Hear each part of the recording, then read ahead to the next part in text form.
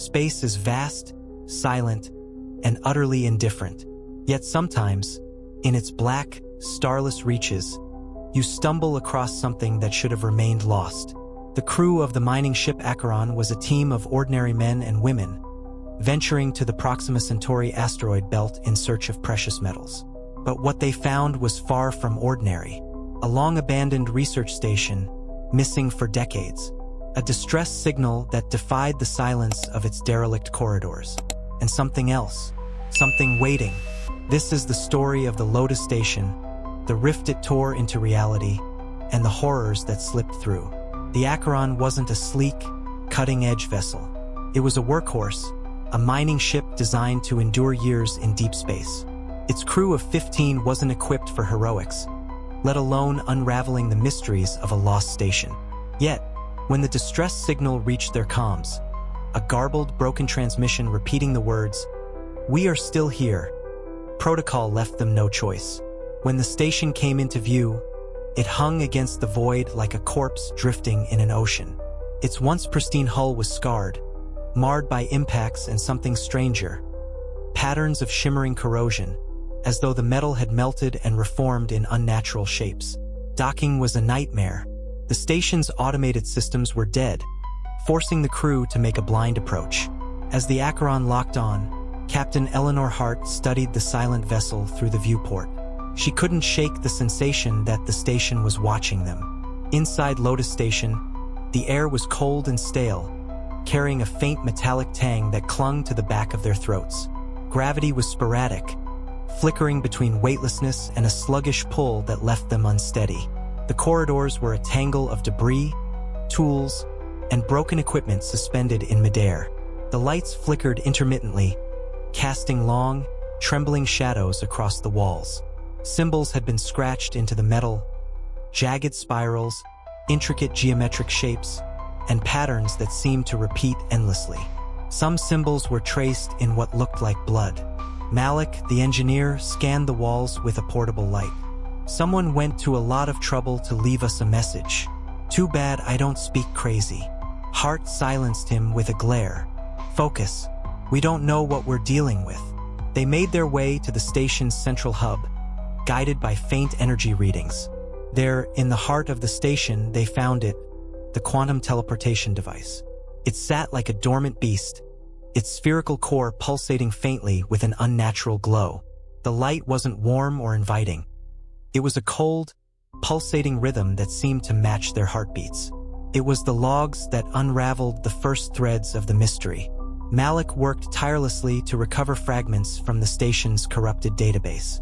The files were incomplete, riddled with static and corrupted video feeds.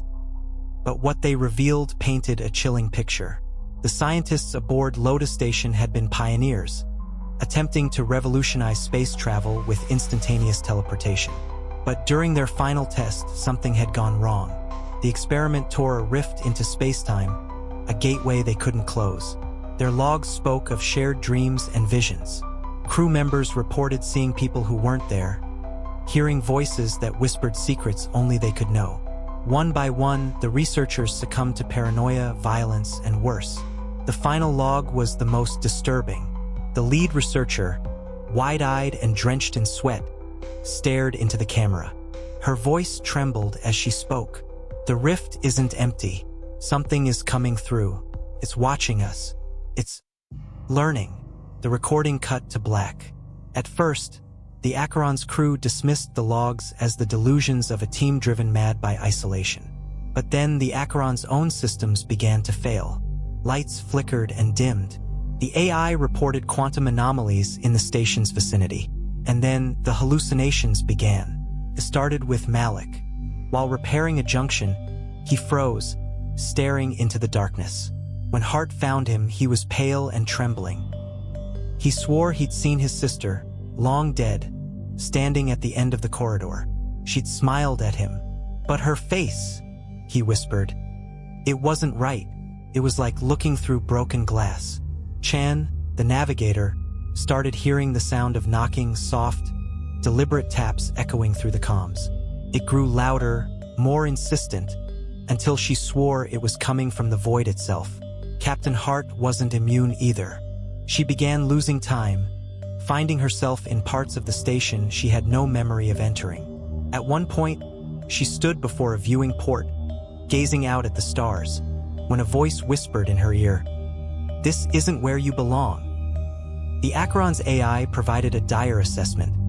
The crew's neurological patterns were fracturing, tangled in a quantum interference field. The rift was no mere hole in reality. It was alive, a sentient force probing their minds, prying open their fears, and weaving their memories into something monstrous. What followed was chaos. Time aboard the station crumbled like a brittle artifact. Minutes stretched into endless hours. Conversations repeated with subtle, maddening shifts. Words turned into nonsensical riddles, and moments bled into each other until the crew couldn't discern reality from hallucination. Then, the entity began to show itself. At first, it was nothing more than a flicker, a shadow darting at the edge of their vision. But soon, it solidified into something worse. It didn't have a fixed form. It shifted like liquid smoke, rippling between shapes, each more grotesque than the last. The shadow felt sentient, as if watching, waiting for the right moment to strike. It whispered in familiar voices, loved ones long gone, cherished friends, even the crew's own. The words it spoke were eerily precise, dredging up secrets they had buried, regrets they tried to forget. The promises it made were tantalizing. Escape, salvation, a return to what they had lost. But they all understood one chilling truth. The entity lied. Malik's mind unraveled first. He became obsessed with his hallucinations, convinced that the shadow was wearing the face of his sister to manipulate him. He wandered into the depths of the station, muttering her name, trailing blood from his scraped hands as he clawed at walls. Chun tried to fight it, pouring herself into endless calculations, desperate to find a pattern in the impossible geometry the entity had introduced to the station. The math became an obsession, and soon her whispers were drowned by sobs of frustration. Captain Hart struggled to maintain control, but the rift pried into her mind too. It whispered her failures back to her, twisting her memories into grotesque parodies of what they had been. At one point, the entity began mimicking her voice perfectly, mocking her decisions, echoing every self-doubt she had ever buried. The crew was coming apart, and the rift was feeding on it. There was only one way to stop it. The teleportation device had to be destroyed. In the dim glow of the control room, Hart and Malik argued furiously over the risks.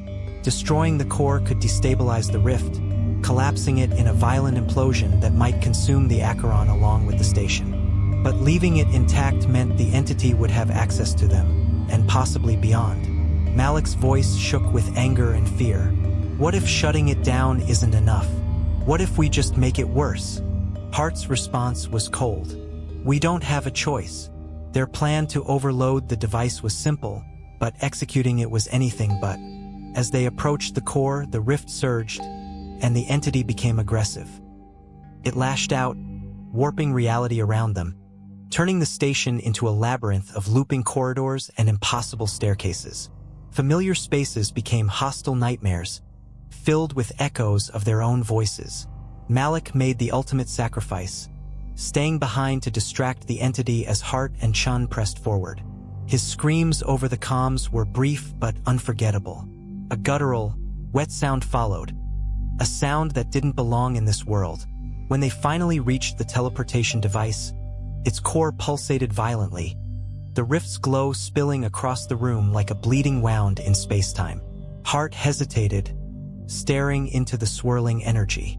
For a moment, the rift showed her visions. She saw herself, trapped in endless variations of this moment, always failing to stop the entity. She saw Earth, its skies blackened by shadows, its cities swallowed by darkness.